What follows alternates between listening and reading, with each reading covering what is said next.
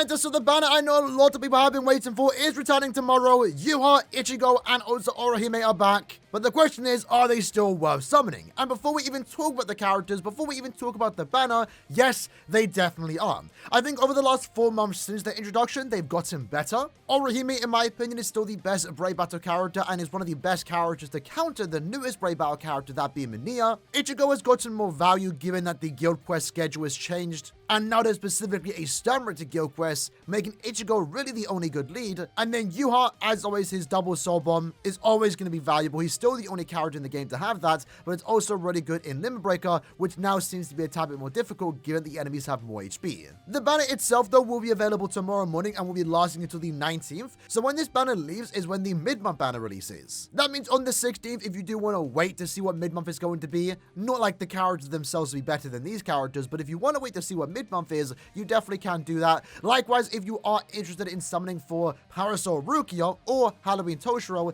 they are also scheduled to return within the next week. I'm not sure the exact date, but they are going to be getting a cycle step-up summon. Either way, though, let's have a look at the 3 returning characters, the first one being True Shikai Ichigo. A hard Soripa with the Soripa and also Stammer to kill ability. Having 2 kills increases usability, and this character in particular doesn't really care about attribute advantage, more so he cares about having killer, because that's where he's best performed at. When he's up against Quincy's or up against Soripas, he's going to be one of the best characters in the game. And he is one of the 3 characters in the game right now to have 2 soul traits upon releasing, having a 20% strong attack damage soul trait with 12% recharge, making him even a very good link. As a character though, his damage output is actually very, very high with Frenzy +2. When you inflict a stat ailment, which you have an increased chance against Soripas and Quincy's, you would then gain an 80% stat boost to your spiritual pressure stat. He can apply both lacerate and also weakening. Keep in mind, weakening itself lets you do 50% more damage, but on top of that, when you do apply status ailments, you are then doing 100% more damage to those status afflicted enemies.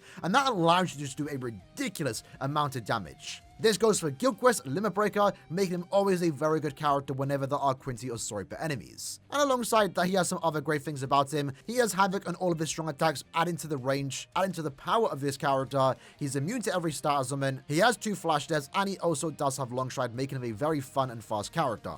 In my opinion, the best part about this character is, of course, the very cool and very fun to use Getsuga Jujisho SA3, where if you charge it down for 2 seconds, you let off the Getsuga Jujisho, which does a ridiculous amount of damage. In quests where there are again a lot of enemies with a lot of HP, let's say Guild Quest, Senkamon, and even Limit Breaker, that SA3 is almost sure to one-shot any mob you are going against. In Guild Quest content in particular, the last rate means that when you do start the charge up of the Getsuga Jujisho, the enemies themselves, the bosses, assuming they get inflicted with lacerate, which they very likely are going to, they will not be able to use their strong attacks, therefore not damaging Ichigo when he's charging up the attack. I've been using him a lot since his release. Easily one of my go-to hard characters. He's been a lot more usable in Limit Breaker than I actually thought he would be, and then again in Guild Quest content, he's always a great character, but now even more important to have given that there aren't that many good stun rated killers, Ichigo of course being one of the best. Moving into Orihime, again, as we stated, she is currently still the best Brave Battle character, being a counter to the current meta, but especially if you put her against a captain. Her being a ranged character was initially the biggest criticism about this character, but it ended up being one of her biggest strengths. With Fly +3 for the first 10 seconds in Brave Battles, otherwise it's Fly +2. When you get under half stamina, you increase your normal attack damage by 50%, and you also decrease the damage you do take by 50%. She can go for invincibility, she herself has invincibility, she can prevent lasting survival, and she can also prevent Brave Battle healing. Of course, the most important part about this character is the fact that she does have persistent, where when she is defeated, she will then become invincible for 5 more seconds, making it very good, allowing her to take full opportunity of any potential low stamina damage abilities that you do have, but naturally giving her the advantage to any other character that doesn't have this persistent skill. As of right now, the only other character to have persistence is Minia, but again, you can just use Orihime to basically counter Minia. So as of right now, Orihime is still the best character in Brave Battles, and still also just a really good character outside of Brave Battles if you like her gameplay, and also of course even in the ranged Captain Guild Quest. Surprisingly, a lot of usages for this character, but her main usage is of course going to be in Brave Battles. And then last but definitely not least, we have Yhwach, who I still consider to be the best and most fun character in the entire game. I mean, it's Yhwach. While it's true he's been in this game since the 3rd anniversary, it just feels really cool and finally fun to have a playable Yhwach that's actually good in PvE content. In this case, he himself is a mind no affiliation character with the Hollow and also no affiliation kill ability. The special part about him is that he does come with the enemies defeated bonus, where upon getting 20 kills, he will increase his melee damage by 20%. After 40 enemies defeated, he would then get an additional 40% Berserker. After 60 enemies defeated, he would then get an additional 60% Devastation. And then after 80 enemies defeated, he would then get an extra special move. As of right now, he's the only character in the game to have this, and it's still very, very powerful. Whether you're using him in Inheritance Trials, you're able to clear the quest super fast, faster than even characters designed to farm Inheritance Trials like Senjimaro, for example. And then, of course, in Limit Breaker, it makes him the best character in the 3rd slot in every single month since his release. I've used him. He's amazing. But of course, that's not all he offers, because he also does have Frenzy +2. When you inflict a stat element, you will then get an 80% stat boost to your Spiritual Pressure stat. He's immune to every stat element. He has weakened defense, so his Swordbomb's going to hit very, very hard.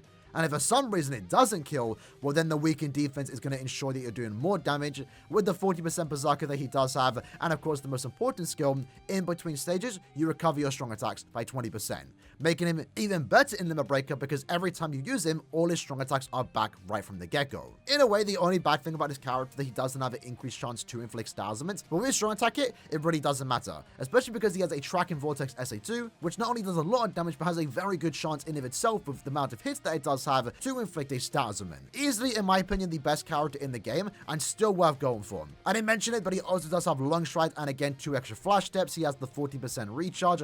Overall, an absolutely amazing character and an attribute that desperately needed it, making him even more important character to have, because there's almost no other better mind character. Of course, you have access to someone like 8th Anniversary Whites, but it's just different having Yhwach as your main mind character. He makes any content where you are up against hard characters significantly more fun and also significantly easier. I didn't mention it, but of course, in the Melee, Hollow, and also No Affiliation Guild quest, which the Nightmare one is coming up actually, he is the best lead for that, providing great crowd control and of course also great damage output. And that's it for the 3 main returning characters. Again, as already stated, I feel like they're the best characters in what they want to do, and I feel like all 3 of them have gotten better since their release. As for the other characters that you will be pulling alongside these 3 new characters, it is a full banner of 1000G battle characters. Unfortunately, the fillers themselves aren't really the greatest. In Oryu's case, he's more so just a super Link's farmer, and also Droplet farmer, but not really the greatest. He's serviceable, but nothing super crazy. Ichigo at this point is more so just a collector's item. Really cool character, but unfortunately his damage output is his biggest declining factor here, and that's ultimately what's going to stop you from using him over other characters. Now, very similar, not really the highest damage output. Her only unique gimmick here is that she does have a barrier and boost SA2 with the Espada Killer, but even then it's not really worth using her. More so just a collector's item. Ichigo can resurrect, and that makes him better in Brave Battles, but with the current persistence meta, especially with the best character in Brave Battles being a technique character, Ichigo isn't really the greatest in that game mode,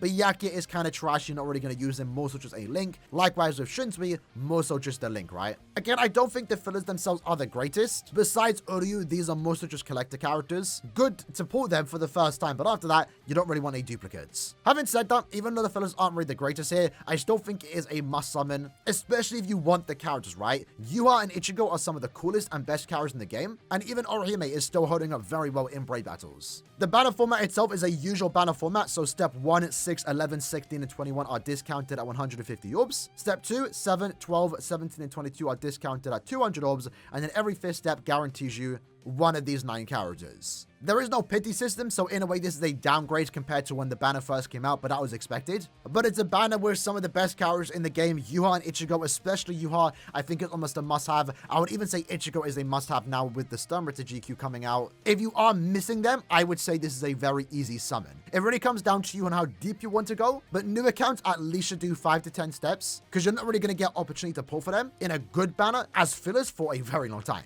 These 3 characters, even including Orihime, are not going to be characters that you will pull and not use. Whenever you're up against Sword Bros or Quincy's, Ichigo is going to be a character you want to use, and whenever you can bring a mind character, Yhwach is going to be the character you want to use. Orihime is pretty much guaranteed to be in your Brave Battle team, so there's a lot of good value here with these 3 characters. Again, unfortunately, the filler pool isn't the greatest, but if that stops you from summoning, that's fair. But I feel like the value that these 3 characters bring is too high just to skip this banner. If you have Ichigo, Yhwach, and you're missing Orihime, maybe you can afford to skip it. If you have all 3 and you're questioning if you should go for duplicates, I mean, duplicate characters are great and all, but I think at 1 out of 5, 2 out of 5, they're good enough. You don't need to go for dupes unless you really want to do that. Just getting the character is good enough. Ichigo, Orihime, and Yhwach are characters that I use whenever I can, so I definitely recommend summoning on this banner.